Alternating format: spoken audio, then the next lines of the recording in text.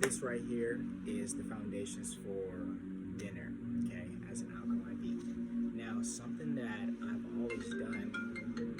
oh, sorry about that, but something that I've always done is have something light for dinner, okay, so I'll either do like a soup,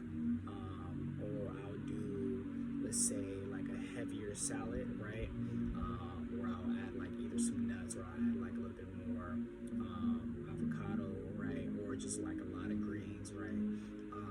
but I would just kind of go a little heavier, right, or I'll do some beans in it, right, some chickpea beans or some quinoa in the salad. So I'll do a salad, or I'll do a smoothie, or I'll just do a soup or something super or something raw,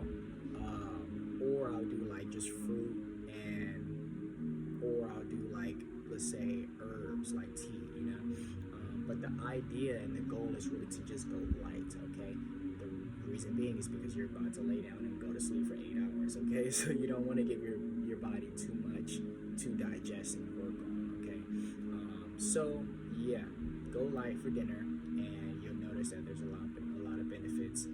to it. So try this out for a few days, and then when we hop on our reflection call, just let me know how you like doing that, and if you tried it, and